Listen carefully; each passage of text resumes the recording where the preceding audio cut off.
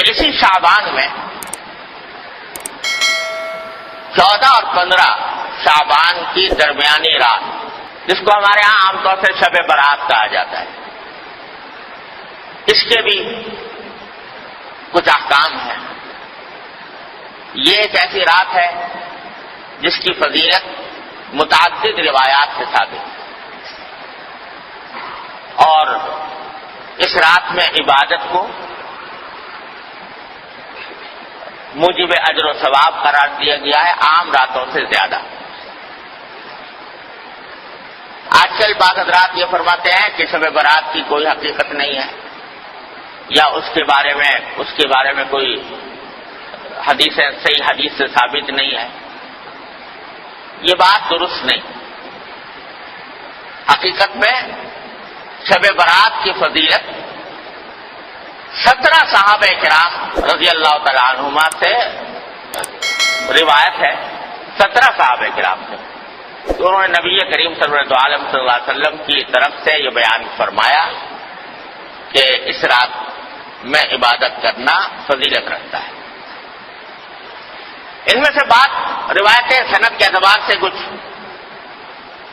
کمزور بھی ہیں، لیکن مجموعہ ان تمام روایتوں کا 17 روایتوں کا یہ بے اثر اور بے بنیاد نہیں۔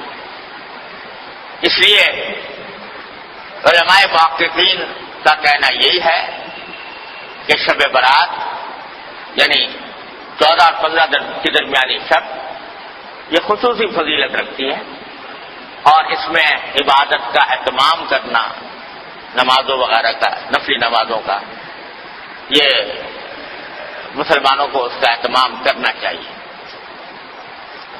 اور اس میں بعض روایتوں سے معلوم ہوتا ہے کہ اللہ تبارک و تعالیٰ کا منادی اس رات میں آواز لگاتا ہے کہ الا هل من مستغفر فاغفر له، سنو کیا کوئی ہے جو اپنے گناہوں کی مغفرت مانگنے والا ہو اور میں اس کی مغفرت کروں۔ هل من مبتلا فاعافیہ، ہے کوئی مبتلا مصیبت، مشکلوں میں مبتلا، جس کی مصیبت کو میں عافیت سے تبدیل کروں۔ یہ ساری رات اللہ تبارک و تعالیٰ کی طرف سے اعلان ہوتا رہتا ہے۔ لہذا اس رات میں جاگنا اور عبادت کرنا یہ عام راتوں سے زیادہ فضیلت کا سبب ہے۔ دعائیں کرنا بشرطے کہ وہ عبادت اسی طرح کی جائے جس طرح جناب نبی کریم سرور دو عالم صلی اللہ علیہ وسلم نے فرمائی، اس میں بھی اپنی طرف سے کوئی اضافہ نہ ہو۔ جیسا ابھی میں نے بتایا، مثالیں دی آپ کو کہ اپنی طرف سے اضافہ کوئی شریعت میں مقبول نہیں۔ کل محدثۃ بدعہ وکل بدعۃ ضلالہ، ہر نئی بات جو انسان دین میں پیدا کرے وہ بدعت ہے اور ہر بدعت گمراہی۔